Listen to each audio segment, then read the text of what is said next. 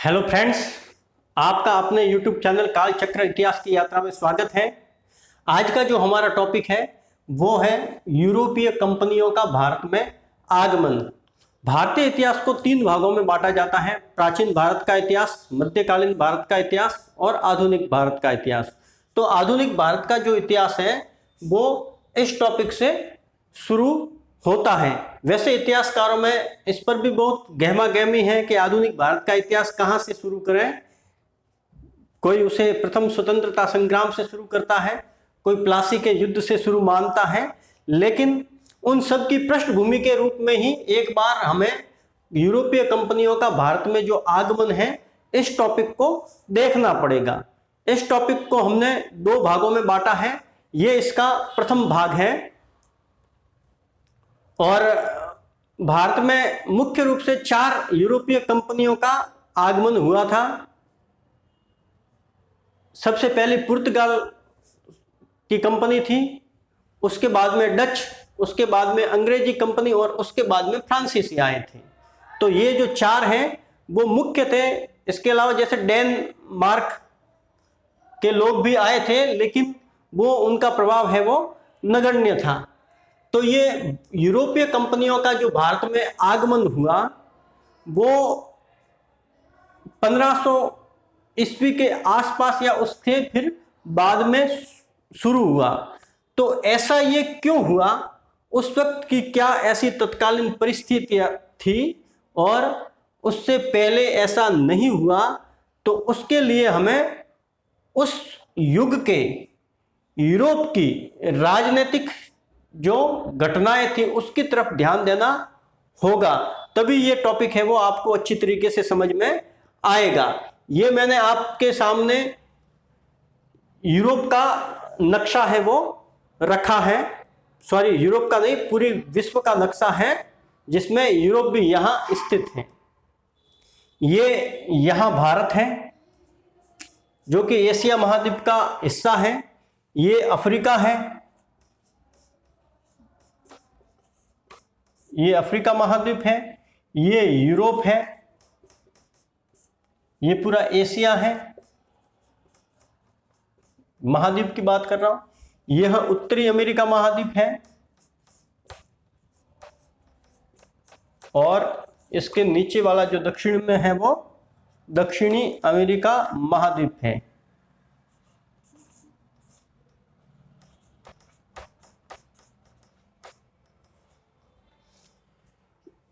ये 6 महाद्वीप हो गए, सॉरी 5 महाद्वीप हो गए।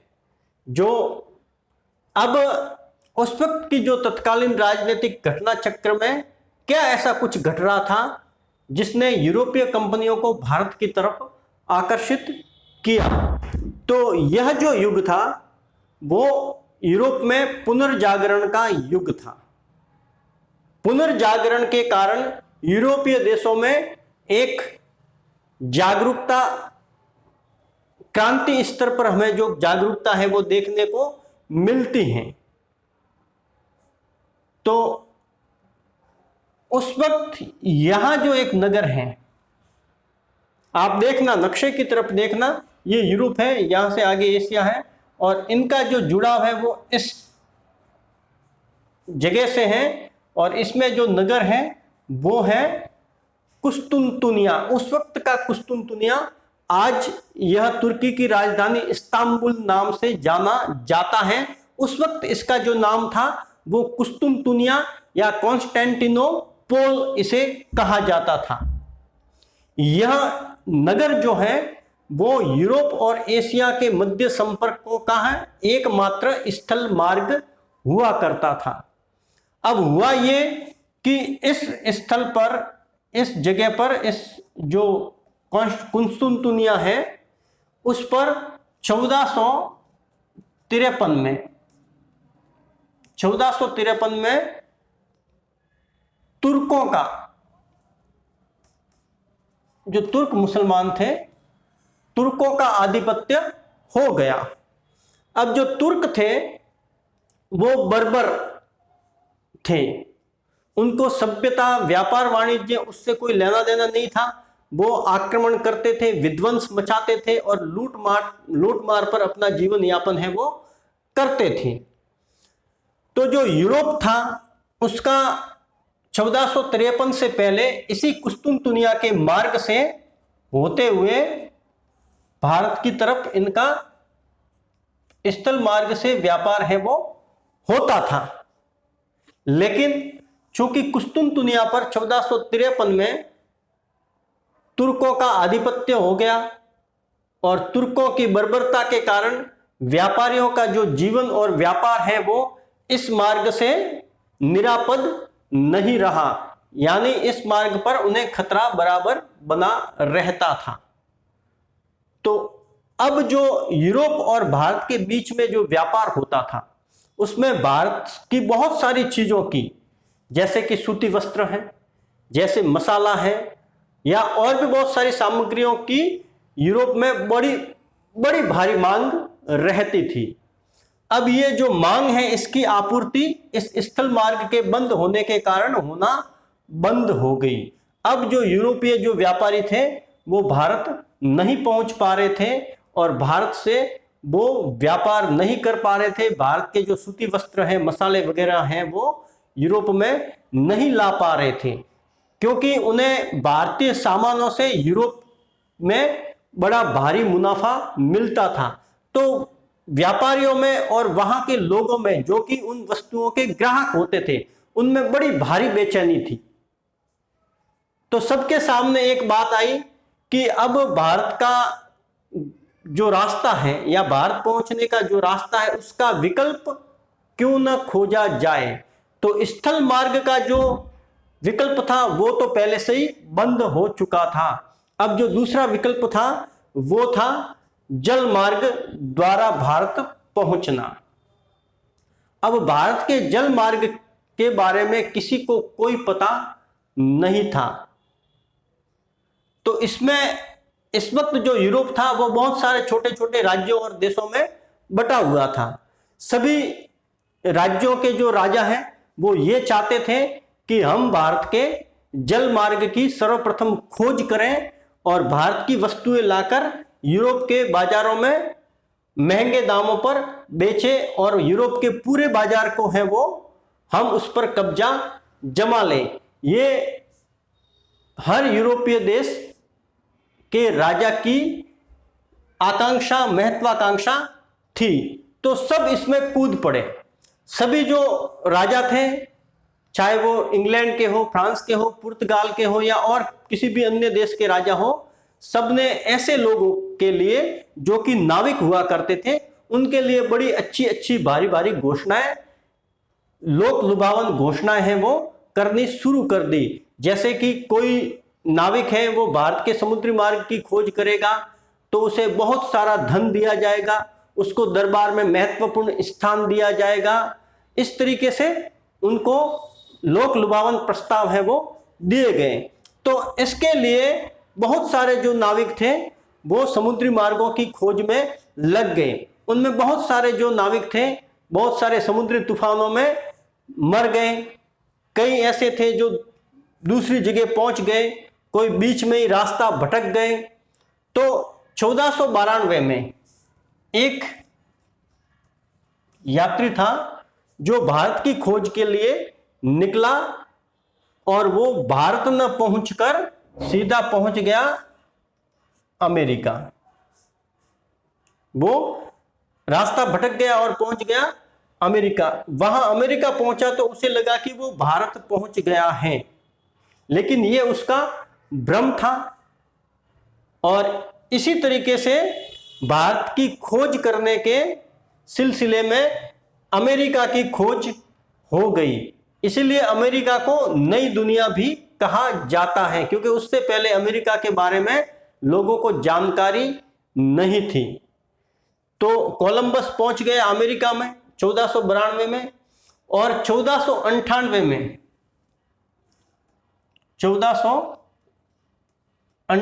में एक व्यक्ति था। 1492 में कोलंबस अमेरिका में पहुंचा और 1498 में वास्को डी गामा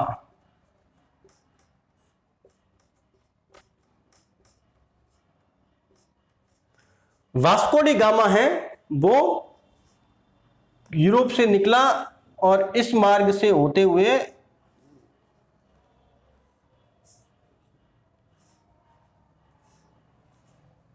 यहां पहुंच गया केरल के कोचिन में। केरल के कोचिन में यहां का शासक था जमोरिन, उसने इसका स्वागत किया और यहां कुछ समय तक ये रहा और यहां से जो सामान लेकर वापस वास्को डी गामा जब यूरोप पहुंचा तो उसको यहां के सामान से 60 गुना ज्यादा कीमत उसको यूरोप के बाजारों में प्राप्त हुई। अब 60 गुना यानी यूरोप से भारत का एक चक्कर मार ले तो 60 गुना ज्यादा राशि है वो प्राप्त हो जाती थी। अर्थात 1 रुपए के सामान के सीधे यूरोप पहुंचने पर 60 रुपए प्राप्त होते थे सारे खर्चे निकालने के बाद में। तो यह जो स्थिति थी इसने यूरोप के बहुत सारे जो लोग थे, बहुत सारे जो व्यापारी थे, उनको भारत आने के लिए आकर्षित किया। बहुत सारे ऐसे लोग थे जो रातों रात अमीर होने के सपने देखते थे। उनके दिमाग में यही बात रहती थी कि क्यों न भारत के 2-4 चक्कर लगा लिए जाए और उसके बाद में पूरी जिंदगी आराम से कट सकती है। इतना भारत से व्यापार में इन्हें मुनाफा होता था। तो इसमें एक व्यक्ति था पुर्तगाल का, उसका जिक्र करना जरूरी है। पुर्तगाल का राजकुमार था हेनरी द नेविगेटर, जिसे कहा जाता था हेनरी द नेविगेटर। इसने दिशा सूचक यंत्र आदि पर सारणियां बनाई थी और इसकी समुद्री यात्रा में गहरी रुचि थी। ये पुर्तगाल का राजकुमार था। तो सबसे पहले वास्को डी गामा है वो भारत के केरल के कोचिन में पहुंचा और भारत पहुंचने वाले यूरोपीय कंपनियों में सबसे पहले जो पहुंचे वो थे पुर्तगाली। कौन थे? पुर्तगाली। अब पुर्तगालियों ने भारत में क्या किया उसके बारे में जानकारी अर्जित करते हैं, या जो आपके परीक्षा की दृष्टि से जो महत्वपूर्ण प्रश्न है उसकी तरफ हम चलते हैं। तो यहां जो पुर्तगाल और भारत के बीच में संबंध बने, इससे पुर्तगाल को काफी व्यापारिक लाभ हुआ। तो पुर्तगाल को लगा कि क्यों न भारत में अपनी बस्तियां बसा ली जाए ताकि ये रोज नियमित व्यापार शुरू हो जाए और पुर्तगाल की समृद्धि है वो बढ़ जाए। तो वहां इन्होंने बस्तियां बसानी शुरू की। तो सबसे पहली जो बस्ती है या जो व्यापारिक कोठी है वो इस कोचिन में पुर्तगालियों ने बसाई। कोचिन में पुर्तगालियों ने बसाई, इसको किलेबंद भी किया और इसको अपनी राजधानी भी बनाई। 1505 में अल्मेडा एक व्यक्ति है, वो पुर्तगाल का वायसराय या गवर्नर बनकर भारत में आया, जो कि 1509 तक रहा। और इसके बाद 1509 में अल्बुकर्क आया। कई बार इनके क्रम भी पूछ लिए जाते हैं, तो आप ध्यान रखना। 1509 में अल्बुकर्क आया और इसने यहां शासन व्यवस्था को स्थायित्व दिया और कुछ हिस्से हैं उनको भी जीता। तो अल्बुकर्क को पुर्तगाली साम्राज्य का भारत में वास्तविक संस्थापक है वो माना जाता है। अल्बुकर्क को, ये ध्यान रखना कि वास्तविक संस्थापक अल्बुकर्क को माना जाता है। और 1531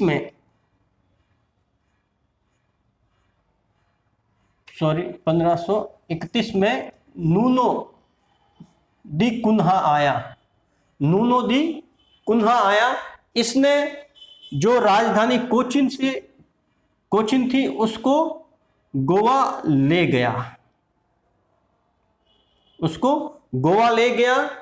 और अंत तक, जब तक पुर्तगाली भारत में 1961 तक रहे, तब तक ये गोवा ही पुर्तगालियों की राजधानी रही।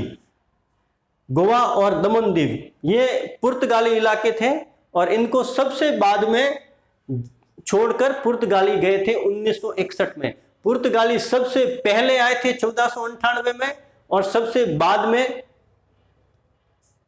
1961 में गए थे। तो ये जो, और उसके बाद में एक व्यक्ति आया जिसके साथ में जेवियर जो है, सेंट जेवियर है, वो आए। डिसूजा 1542 में डिसूजा आया और उसके साथ में जेवियर, सेंट जेवियर करके एक बड़े संत हुए हैं,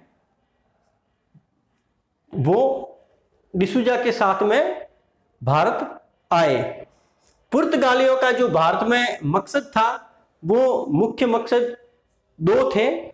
एक भारत के साथ में व्यापार करना और दूसरा था भारत में ईसाई धर्म का प्रचार करना। ये जो पुर्तगाली थे, उन्होंने भारतीय व्यापार में मसालों पर व्यापार को ज्यादा महत्व दिया, क्योंकि मसालों की यूरोप में बड़ी भारी मांग रहती थी।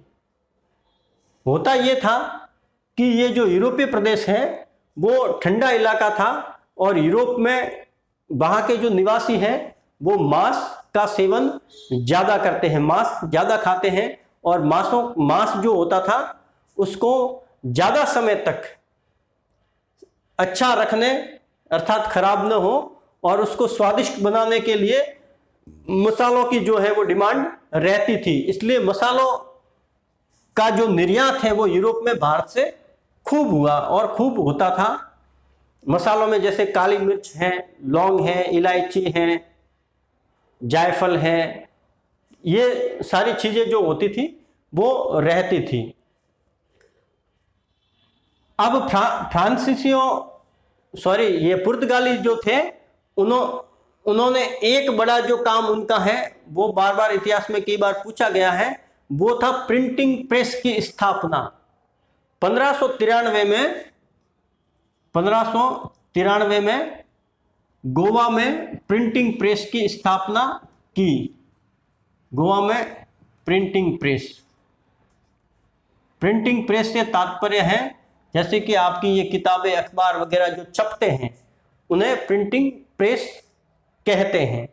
तो प्रिंटिंग प्रेस की जो स्थापना है वो गोवा में 1593 में सबसे पहले पुर्तगालियों ने ही की।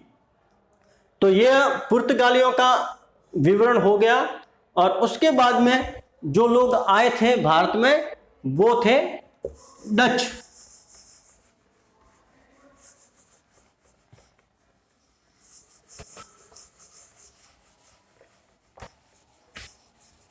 डच जो थे, डच ईस्ट इंडिया कंपनी है।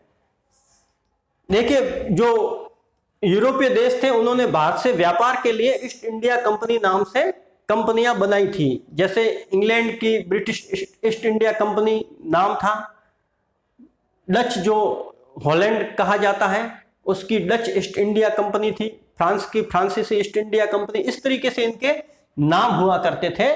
तो पहले पुर्तगाली और उसके बाद में आए डच, उसके बाद में आए अंग्रेज, उसके बाद में आए फ्रांसीसी। ये आप ध्यान रखना, ये इनके आने का क्रम था। कई बार क्रम भी पूछ लिया जाता है, तो ये इनके आने का क्रम था। पुर्तगाली जो आए थे वो 1498 में आए थे। डच जो आए थे वो 1595 में आए थे। अंग्रेज जो आए थे वो 1600 में आए थे। और फ्रांसीसी है वो सबसे बाद में 1664 में आए थे।